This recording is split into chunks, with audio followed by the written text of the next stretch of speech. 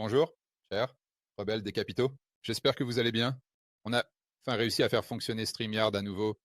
Alors, je voulais passer en revue ce que tout le monde rate à propos de l'inflation, de la déflation, de la désinflation.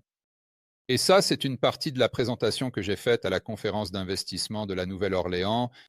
Et juste pour vous donner un petit rebondissement, je veux aussi expliquer pourquoi ça me rend plus optimiste sur l'économie des États-Unis qu'il y a, disons, 2 mois. Ce n'est pas que je sois globalement optimiste, mais je suis plus optimiste qu'avant. Alors, commençons.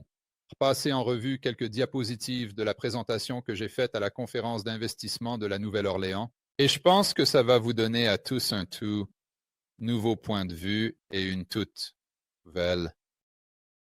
Je pense que ça va vous donner des idées auxquelles vous n'avez peut-être jamais pensé auparavant. Je n'ai jamais entendu cet argument auparavant et ce n'est pas pour dire que personne ne dit la même chose, mais si c'est le cas, je ne l'ai jamais entendu. Alors, installez-vous, attachez vos ceintures et je pense que vous allez apprécier ça et vous donner beaucoup de matière à réflexion. Et encore une fois, ça va vous donner un point de vue que je ne pense pas que beaucoup d'entre vous aient déjà exploré. Alors, passons à la première diapositive. Maintenant, on a le partage d'écran. Alors, Josh, tu vois ça? Tu peux... Oui, on peut... D'accord. Donc, c'est un graphique que presque tout le monde connaît.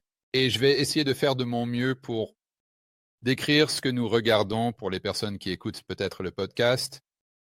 Et c'est juste le dollar typique, la valeur du dollar, ce graphique qui remonte au début de la Réserve fédérale. Et comment on voit juste cette baisse continue, baisse, baisse, baisse. Je veux dire, tout le monde a vu ce graphique, a vu ce même. Maintenant, si je devais demander à la plupart d'entre vous qui regardez cette vidéo ou écoutez ce podcast, pourquoi le dollar a-t-il décliné? Ce que vous allez entendre de la plupart des gens dans l'espace Bitcoin ou dans l'espace or ou dans l'espace de la monnaie saine ou pour n'importe qui vraiment, je ne pense pas que cette idée soit exclusive à ces individus, mais ce que vous allez le plus probablement entendre, c'est que c'est à cause de l'impression de monnaie. Eh bien, le gouvernement imprime plus d'argent, donc il y a plus d'unités monétaires en circulation, donc la valeur de ces unités monétaires est en train de diminuer. Je veux dire, il suffit d'aller sur Twitter, d'aller n'importe où. Je veux dire, tu écoutes n'importe quel podcast et c'est juste, c'est tout ce que tu entends. Eh bien, le gouvernement, ils impriment de l'argent, ils impriment en Chine, ils vont imprimer argent, ils vont imprimer de l'argent, ils vont imprimer de l'argent. Eh bien, le gouvernement va imprimer de l'argent et c'est la raison numéro 1 et pratiquement la seule raison que vous entendez jamais pour expliquer pourquoi. Nous avons vu cette baisse dans le pouvoir d'achat du dollar, comme l'illustre ce graphique.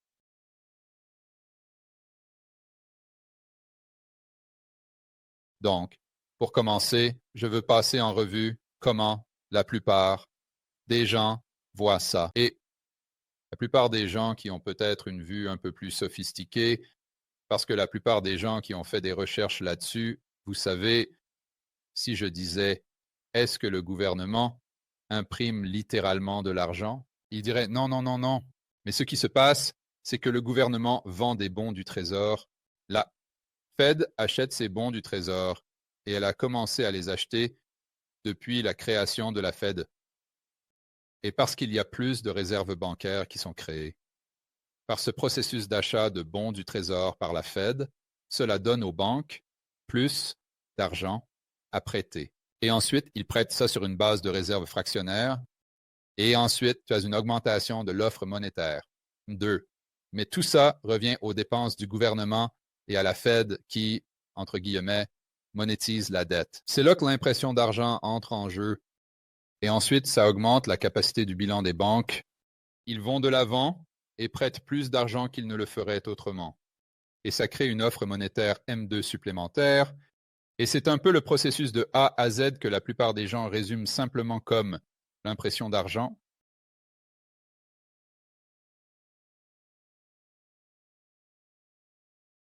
Alors, pardon cette pensée un instant.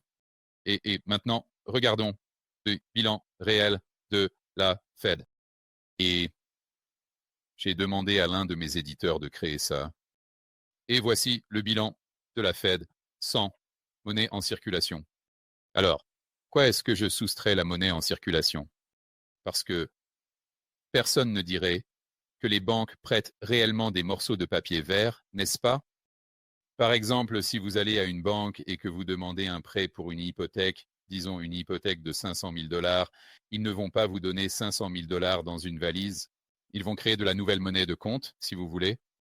Ce sont de nouvelles obligations de dépôt des banques commerciales et l'actif correspondant va être ce prêt qu'ils viennent de créer.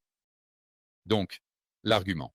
Ici, encore une fois, en revenant au graphique précédent sur l'impression de monnaie, n'est pas nécessairement que le gouvernement ait ou que la Réserve fédérale crée des morceaux de papier vert pour acheter ses bons du Trésor. Non, encore une fois, c'est qu'il crée des réserves bancaires. Et ces réserves bancaires, en tant qu'actifs de la banque, augmentent leur capacité de bilan, augmentent M2.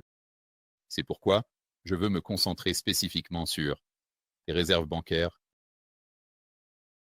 Donc, si nous regardons le montant des réserves bancaires dans le système, disons de 1940 à 2007, on peut voir qu'environ en 1940, il y avait environ 10 milliards de dollars de réserves bancaires.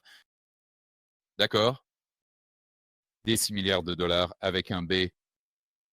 Puis nous avançons rapidement jusqu'en 2007. Et il y avait environ 40 dollars. Donc une augmentation de 30 milliards de dollars sur une période de, disons, 65 ans. Alors maintenant, si nous revenons à ce graphique du dollar, revenons à 1940, on peut voir que le dollar à l'époque avait, disons, 19 de pouvoir d'achat, et ce même dollar aujourd'hui n'a qu'un dollar de pouvoir d'achat. Donc, et disons en fait, ouais, c'est à peu près la même chose si vous revenez à 2008. Donc, la valeur du dollar a presque diminué de 19 dollars en pouvoir d'achat depuis 1940, mais le montant des réserves bancaires a augmenté de 30 milliards avec un B.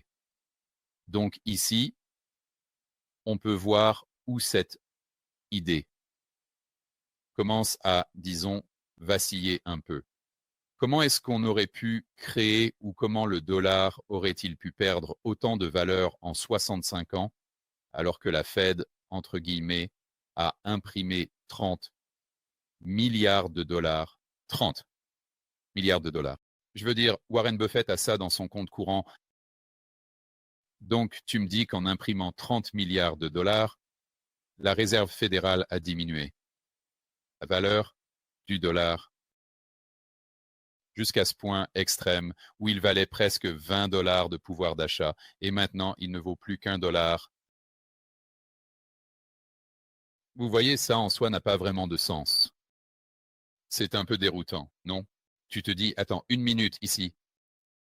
Comment l'impression d'argent par le gouvernement, qui n'a imprimé que 30 milliards de dollars, a-t-elle conduit à cette baisse? Il doit y avoir autre chose qui se passe. C'est encore plus fou quand on regarde ce prochain tableau. Donc, ceci. Et à le données H3. Et vous pouvez voir ici que nous regardons 2006, 2007 et nous avons août 2007. Ce qui est intéressant à propos de cela, c'est que ça décompose en fait les réserves bancaires ou la banque. Parce que voyez, ce que nous faisons aujourd'hui, que nous ne faisions pas en 1940, c'est que nous incluons en fait l'argent en coffre-fort. Ou en fait, je ne devrais pas dire. Nous incluons maintenant l'argent en coffre-fort dans cette équation pour les réserves bancaires, alors que vous pouvez le voir avec ce graphique, avant 1959, nous ne faisions pas ça. Avant 1959, le seul actif des banques qui étaient inclus dans les réserves bancaires étaient les réserves électroniques.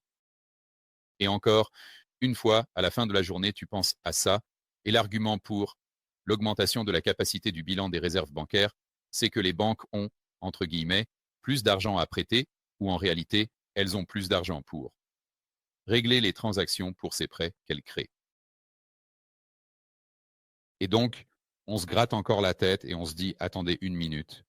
Pourquoi la liquidité en caisse augmenterait-elle la capacité du bilan d'une banque? Parce qu'ils n'utilisent pas la liquidité en caisse pour prêter de l'argent, ils n'utilisent pas la liquidité en caisse pour régler.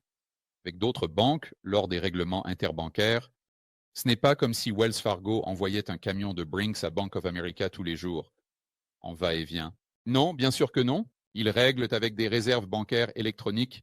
La seule raison pour laquelle ils ont de la liquidité en caisse, c'est pour les clients, qui viennent et disent « Eh bien, j'ai, vous savez, 10 000 $ sur mon compte courant et je veux retirer 2 000 $ pour acheter un scooter ou quelque chose comme ça. Je veux payer en espèces. » Donc, la banque doit avoir cette liquidité en caisse pour pouvoir donner aux clients l'argent qu'ils demandent, d'où le terme de dépôt à vue. Donc, encore une fois, si on regarde les actions de la Réserve fédérale et comment elles s'appliqueraient à une banque et à ses prêts, il faut retirer la liquidité en caisse. Et il faut se concentrer exclusivement sur les réserves bancaires électroniques. Alors c'est là que ça devient vraiment intéressant, parce que si on revient à 1940 et qu'on avance rapidement jusqu'en 2007, on veut comparer des choses comparables, parce que rappelez-vous, après 1959, les réserves bancaires au total incluaient la liquidité en caisse. Donc, on veut retirer la liquidité en caisse et regarder 2007, puis on peut le comparer avec 1940 à peu près, et on peut obtenir une comparaison équitable, et ensuite, on peut vraiment voir combien d'argent la Réserve fédérale a imprimé, ce qui correspondrait aux prêts bancaires, ce qui correspondrait à la dévaluation du dollar, dans la mesure où on le voit dans ce premier graphique. Donc j'ai le montant des réserves électroniques. Encore une fois, on retire la liquidité en caisse. J'ai ça surligné. Donc juste ici, en août 2007, vous pouvez voir que c'était à son pic pour cette période. Et c'était 10 milliards. Disons 11 milliards, 10,9. C'est comme 8. Donc, appelons ça 10, 11 milliards en août 2007. Encore une fois, je vais répéter juste pour qu'on soit tous sur la même longueur d'onde ici. Au risque d'être redondant, il y avait environ 10 ou 11 milliards de dollars, à peu près, disons, de réserves électroniques ou d'impression d'argent par la Fed en 2007. En 2007, d'accord? Donc, ce qui se passe, c'est que si on regarde ce prochain graphique et qu'on compare le montant des réserves électroniques en 2007 avec celui des réserves électroniques en 1940,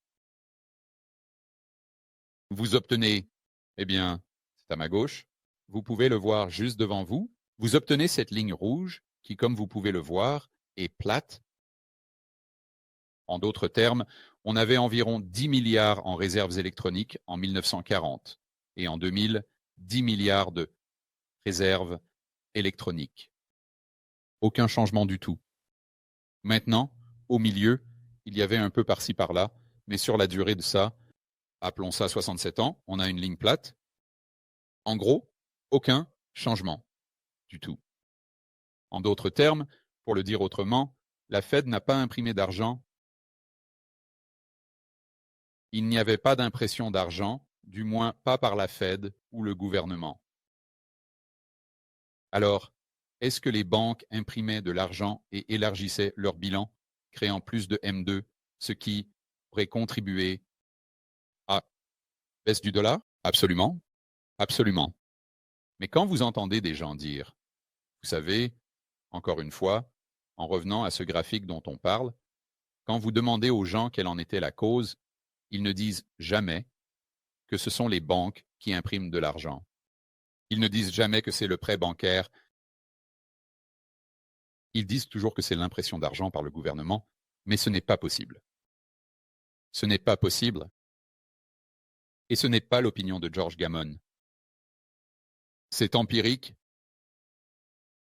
et la raison pour laquelle je peux dire que c'est empirique, c'est que tu regardes simplement leur bilan et il n'a pas augmenté en ce qui concerne ces réserves électroniques qui seraient catégorisées comme de l'impression d'argent, entre guillemets. Et je sais ça. Tu sais, les gens dans le domaine de l'or, du Bitcoin et les Autrichiens, mais tu sais, ça leur fait exploser la tête. Et ils s'affolent à propos de ces choses. Mais regarde, ne tire pas sur le messager. Et si tu me dis que je suis fou ou que je suis stupide ou que je ne comprends pas, ça va. Mais ne me dis pas que je suis stupide. Conteste le graphique. Conteste juste les données. Et tu ne peux vraiment pas, parce que je présente juste les faits tels qu'ils sont. Ce n'est pas mon opinion que la Fed n'a pas imprimé d'argent. Ils n'ont littéralement pas imprimé d'argent. Maintenant, si tu regardes leur bilan, faisons ça. Ici, et je viens juste maintenant de prendre ça. Ça, ce serait exactement, je dois zoomer ici. Même les gars, voyons voir. C'est 950. Et ensuite, on arrive à 1999. Et c'est juste pour te donner une idée de la conclusion à laquelle la plupart des gens arriveraient s'ils regardaient le bilan de la Fed et pourquoi c'est inexact. On en a parlé brièvement plus tôt. Donc, c'est le côté des passifs du bilan de la Fed en bas, basé sur cette chronologie.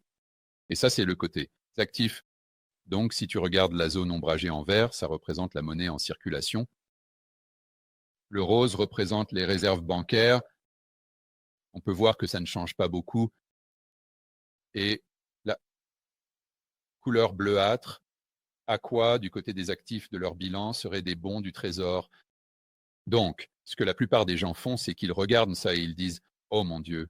Eh bien sûr que la Fed crée des unités monétaires parce que tu peux voir que le montant des bons du trésor sur leur bilan augmente.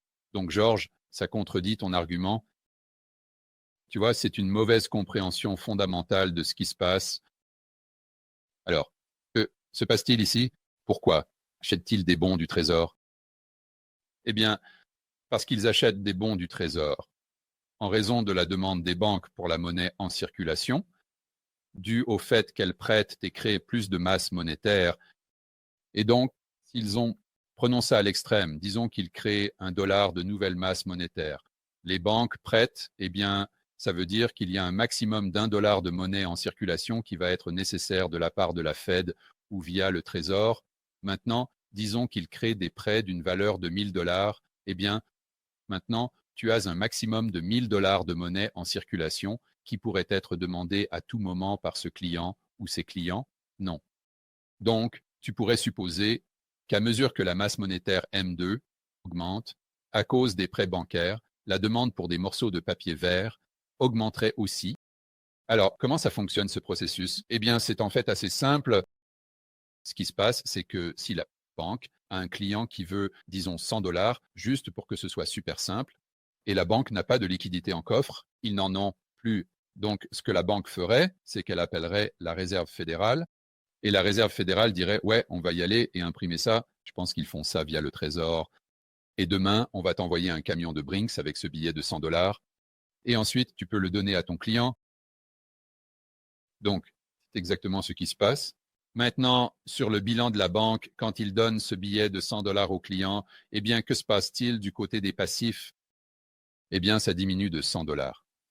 Parce que ce client avait $100 de passifs de dépôt électronique, non? Ou, du point de vue du client, c'était $100 d'actifs électroniques, non. Le solde, leur compte était de $100. Du point de vue de la banque, elle avait $100 de passifs de dépôts bancaires commerciaux.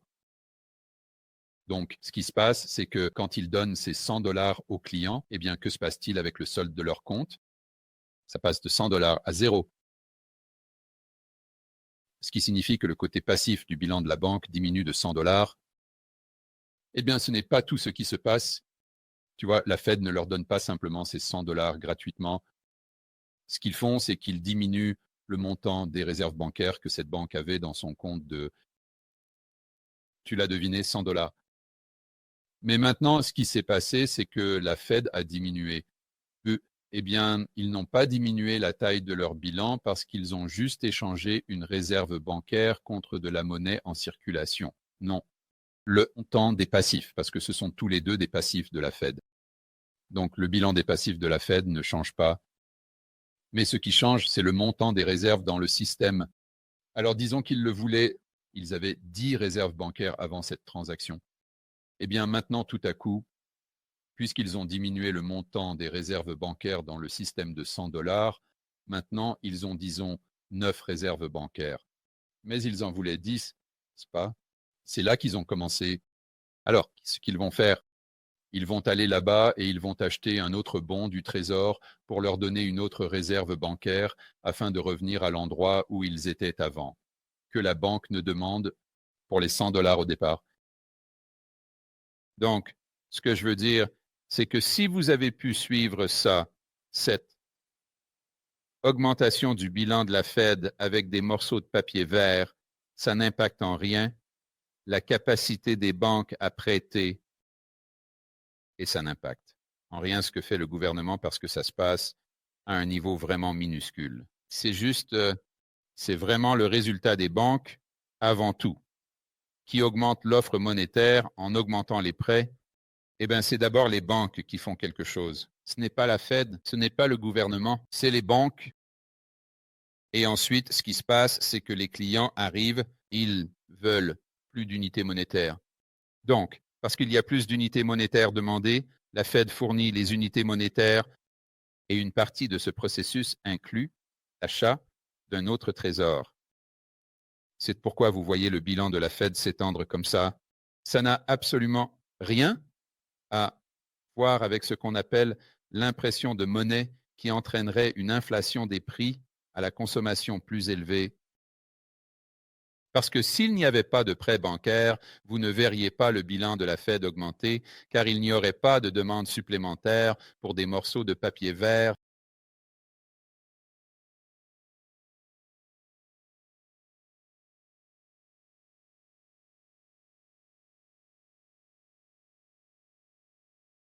D'accord?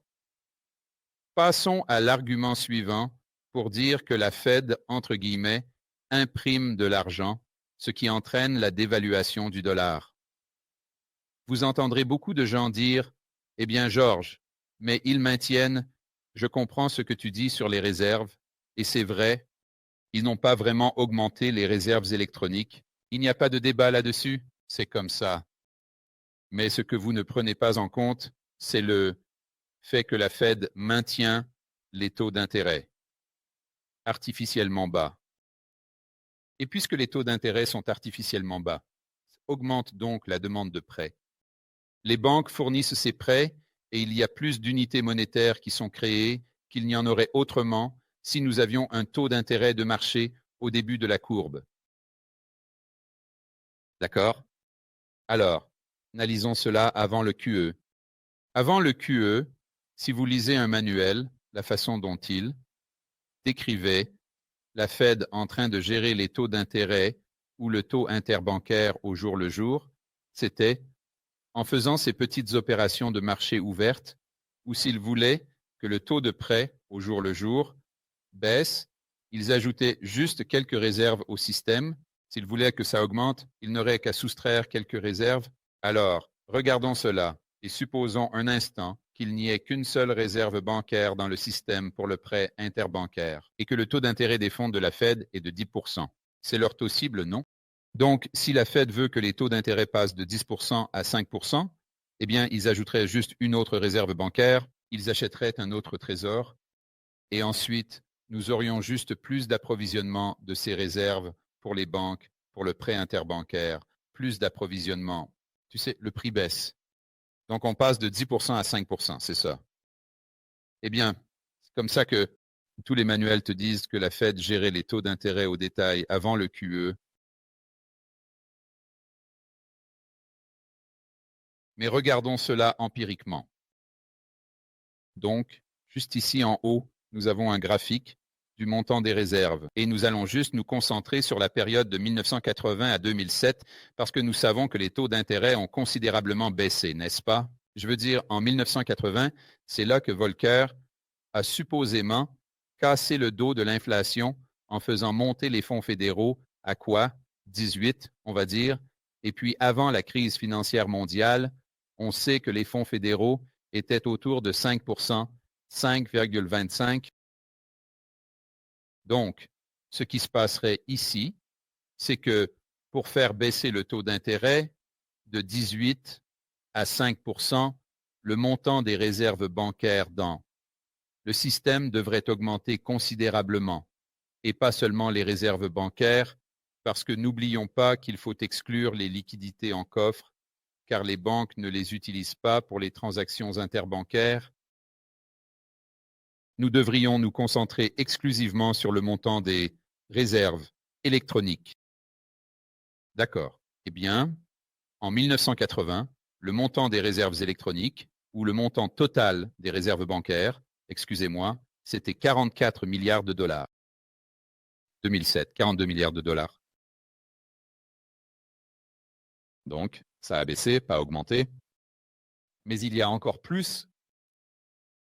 Si on regarde le montant des liquidités en caisse qui était dans le système en 1980, c'était environ 10 milliards de dollars. Eh bien, si on avance jusqu'à la quantité de liquidités en caisse qui était dans le système en 2007, c'était environ, disons, 45 milliards de dollars.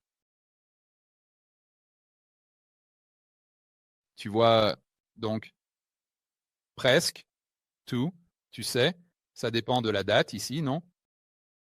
Mais le fait est que presque toutes les réserves bancaires dans le système étaient de la monnaie en circulation. Donc mon point ici, ce que je veux que vous reteniez, c'est qu'entre 1980 jusqu'en 2007, le montant des réserves électroniques n'a pas baissé de 2 milliards de dollars, ça a baissé de presque 30 milliards de dollars.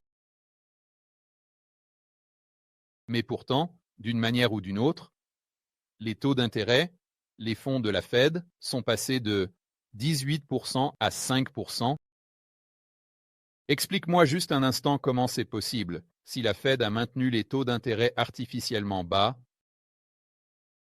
Oh, si les banques utilisaient réellement ces réserves bancaires,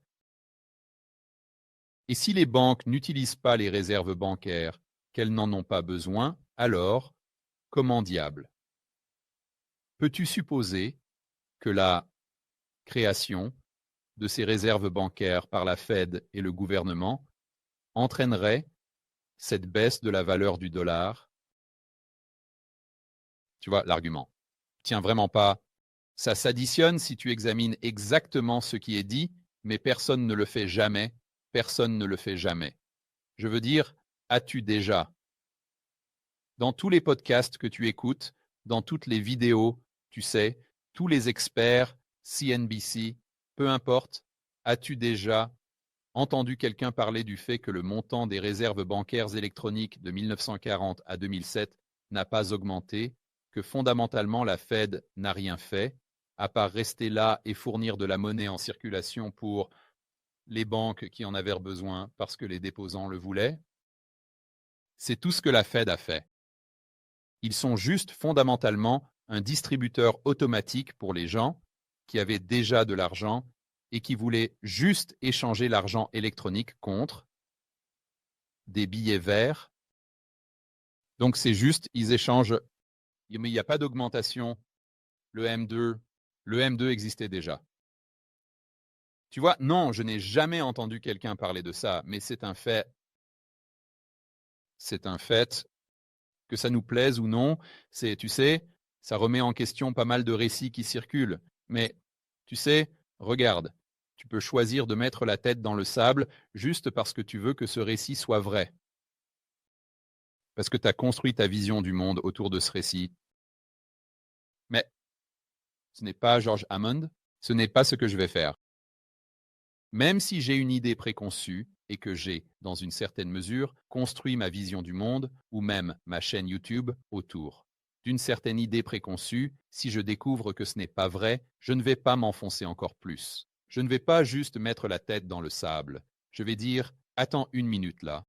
Je ne vais pas juste mettre la tête dans le sable. Je vais dire, wow, attends une minute ici. Non, ce n'est pas vrai. Je dois réexaminer tout cet argument. Je dois réexaminer ça. J'allais l'appeler une hypothèse, mais c'est juste ce que les gens considèrent comme un fait. juste parce que c'est un de ces trucs qui est dit encore et encore et encore, au point que les gens ne font même plus de recherches, parce qu'ils ne pensent même pas que ça vaut la peine de faire des recherches, parce que tant de gens l'ont dit que ça doit être vrai.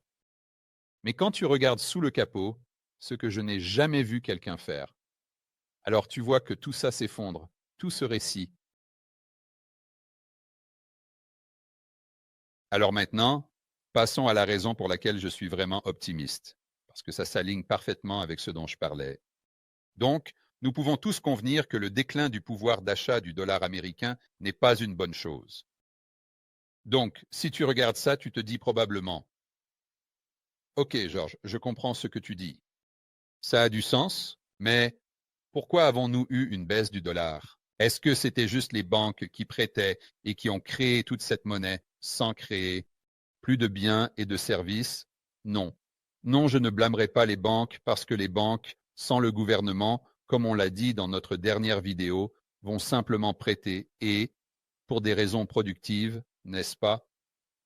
Mais ce qui se passe, c'est que quand tu interviens avec le gouvernement, ça change tout et tout d'un coup, on va avoir le maintenant tout d'un coup, passons ici. On dirait qu'on a un problème avec la caméra. Josh, quand est-ce que ça s'est passé? Il y a 2 minutes? D'accord? D'accord. Supportez-moi un instant, les gars.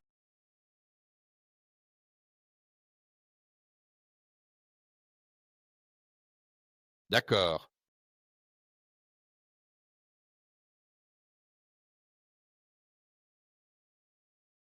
Laissez-moi juste 2 secondes, les gars, et on va changer la caméra.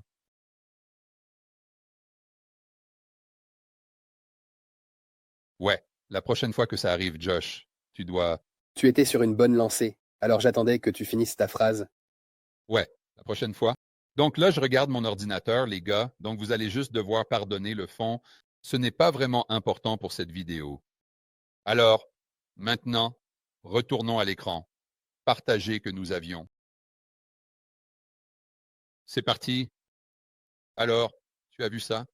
Tu avais ça sous les yeux avant, non, Josh? Eh bien, on pouvait toujours voir tout sur ton écran.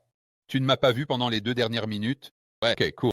Donc, pour revenir à ce qu'on disait, les gars, l'argument que j'essaye de faire valoir, c'est que si tu excluais le gouvernement des banques, tu verrais le crédit bancaire revenir à ce qu'on a vu à la fin des années 1800, quand on avait cette époque de banque libre où ils prêtaient de manière beaucoup plus productive. Donc, l'augmentation des unités monétaires était combinée avec une augmentation des biens et services, ce qui explique, à mon avis, pourquoi on n'a pas vraiment vu de déclin du dollar. En fait, tu as même vu le dollar s'apprécier par rapport aux biens et services entre, disons, 1880 et 1900. Ce n'était pas à cause de l'étalon or, parce que la quantité de masse monétaire M2 qui a été créée entre, disons, 2000 et 2020 était exactement la même que celle créée entre 1880 et 1900. Donc ce n'était pas l'étalon or. C'est fausse nouvelle. C'était le fait que ces banques prêtaient à des fins productives. Alors maintenant, voici le clou du spectacle. Pourquoi est-ce, Georges, selon toi, que c'est juste ma théorie, qu'on a vu ce déclin du dollar? Tu vois que ça correspond à peu près à la quantité de dépenses gouvernementales en pourcentage du PIB. Donc, je pense qu'on serait tous d'accord pour dire que si la part des dépenses ou la part du gouvernement dans la production économique, disons, est à 5%, ce qu'on a vu, disons, avant la Fed, surtout au niveau fédéral, tu supposerais que si le secteur privé créait 95% de la production économique et que le gouvernement n'en faisait que 5%, l'économie serait extrêmement efficace. On créerait beaucoup de biens et de services. Et donc, si tu as une économie beaucoup plus efficace combinée avec la même augmentation de la masse monétaire grâce aux prêts bancaires, tu as un degré d'inflation des prix à la consommation plus bas, voire une déflation pure et simple, la bonne sorte de déflation, où le pouvoir d'achat s'accumule chez les pauvres, la classe moyenne et les épargnants. si tu veux. Donc, à mon avis, c'est le coupable. Alors, regardez, devrions-nous mettre fin à la Fed? Absolument, mais pour des raisons très différentes. On ne peut pas rester là à dire, eh bien, si on met fin à la Fed, ça résout tous nos problèmes. Non, ça ne résout aucun de nos problèmes. En ce qui concerne ce sur quoi nous nous concentrons. Alors, est-ce que ça résout beaucoup de nos problèmes en ce qui concerne leur incapacité à renflouer les banques? Ne pas avoir de prêteurs de dernier recours, donc ils vont être plus responsables, donc ils vont prêter de manière plus productive? Absolument, absolument, absolument. Mais si on se débarrasse de la Fed, ça ne va pas diminuer. Ce qu'on appelle l'impression de monnaie, n'est-ce pas? Parce que tout ça arrive à cause des banques, ça ne se produit pas à cause de la Fed. On peut les blâmer pour beaucoup de choses. On ne peut pas les blâmer pour ça, juste empiriquement. Donc, à mon avis, la raison de cette baisse du dollar, c'est parce que la part des dépenses publiques en pourcentage de la production économique totale augmente, augmente, augmente, augmente, au point qu'aujourd'hui, on parle de 50%. Donc, je veux dire, juste un petit exercice de pensée facile, quelle économie va être plus efficace pour créer des biens et des services? Celle où le secteur privé représente 95% ou celle où le secteur privé représente 50%? Facile. Réponse. Et si vous avez exactement la même augmentation de l'offre monétaire M2 avec une économie beaucoup plus efficace, alors vous vous attendriez à ce que les prix à la consommation augmentent ou diminuent. Vous vous attendriez à ce que les prix à la consommation baissent. Et si vous avez exactement la même augmentation de l'offre monétaire M2, avec une économie très inefficace en ce qui concerne la production de biens et de services, vous vous attendriez à ce que les prix augmentent ou diminuent. Vous vous attendez à ce que les prix augmentent. Donc ça me ramène à pourquoi je suis plus optimiste qu'avant, parce que ça revient à ce Doge. N'est-ce pas? Alors c'est parti. Et donc tu dis, eh bien Georges, t'as dit dans ta dernière vidéo que ce n'était vraiment pas si important de réduire le déficit. Qu'est-ce qui est plus important? C'est de réduire les réglementations? Eh bien c'est vrai, parce que ce que je dis, c'est que même si vous ne réduisez pas, revenons à ça, même si vous ne réduisez pas le montant des dépenses nominales pour le gouvernement, gardez-le juste le même. Gardez-le juste le même, bon sang. Disons simplement que c'est 50% du PIB. En ce moment, ça représenterait quoi? Disons simplement que c'est 15 trillions. Et gardez à l'esprit, ça inclut les États et les collectivités locales. Disons simplement que c'est 15 trillions dans une économie de 30 trillions. Ok, super. Eh bien, pour faire baisser le pourcentage, pour augmenter le pourcentage que le secteur privé contribue à la production économique, vous n'avez pas nécessairement besoin de réduire les dépenses publiques en termes normaux, même si ce serait super. Ce que vous devez vraiment faire, c'est faire croître le PIB, une partie de l'équation. Hausse, en hausse, en hausse. Donc mon point ici, c'est est-ce réaliste pour eux de réduire une énorme quantité de dépenses publiques? Probablement pas, pas vraiment. Parce que pour ce que les gens disent, vous savez, la plupart de ces dépenses, c'est la sécurité sociale et la défense, et ces choses qui ne vont vraiment pas être réduites. Mais ce que vous pouvez faire, c'est faire venir ces gars, disons l'équipe Doge ici, et vous pouvez leur faire réduire les réglementations. Vous pouvez leur faire réduire toutes ces choses qui paralysent complètement le secteur privé. Donc, vous avez le secteur privé qui crée plus de biens et de services, qui est plus productif, qui génère plus de production économique, même si les dépenses publiques restent les mêmes. Et si l'économie du PIB, grâce au secteur privé et à la réduction des réglementations augmente, augmente, augmente, augmente, mais que les dépenses publiques restent même les mêmes, alors le montant des dépenses publiques en tant que pourcentage total du PIB diminue, diminue.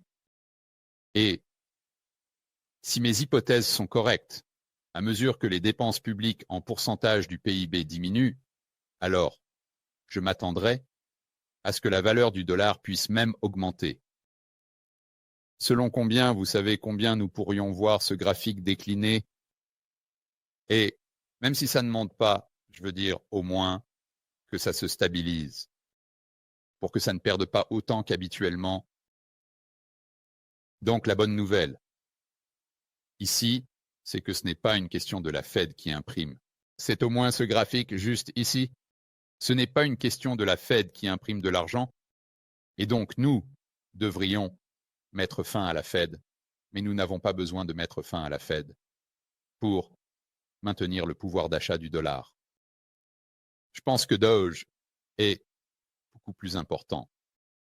Et s'ils peuvent, encore une fois, même s'ils ne réduisent pas les dépenses publiques, même s'ils peuvent se débarrasser de toutes ces réglementations folles, de cette paperasse et de cette bureaucratie, c'est juste un boulet pour le secteur privé. À mon avis, c'est une énorme victoire. Et je ne dis pas qu'on va avoir une déflation totale ou que, vous savez, la valeur du dollar va augmenter, mais je pense que ça diminuerait au moins dans une moindre mesure, surtout s'ils réussissent à atteindre ces objectifs et à avoir un effet cumulatif. Donc, si on avance de 5 ans, 10 ans, on passe des dépenses publiques à 50% du PIB, on réussit à le ramener à 30. 30 est mieux que 50. Le secteur privé qui crée 70% de la production économique est mieux que le secteur privé qui ne crée que 50% de la production économique. Et ça ne sera peut-être pas aussi bien que la fin des années 1800, mais 30, c'est sacrément mieux que 50.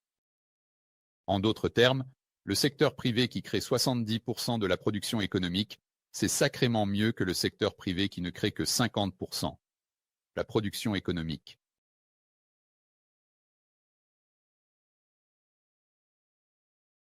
Alors, voilà les gars, c'est pourquoi je pense que tout le monde se trompe un peu sur l'inflation ou ce qu'ils ne comprennent pas à propos de l'inflation. Et c'est pourquoi, dans l'ensemble, je pense toujours que nous allons connaître une récession et un déclin, en particulier au niveau de l'économie mondiale. Mais, en sortant de ça, je suis beaucoup plus optimiste que je ne l'étais, disons, il y a 2 mois. Alors Josh, sur cette révélation, d'accord les gars, profitez du reste de votre après-midi. Comme toujours, assurez-vous de défendre la liberté, le capitalisme de marché libre. On se voit dans la prochaine vidéo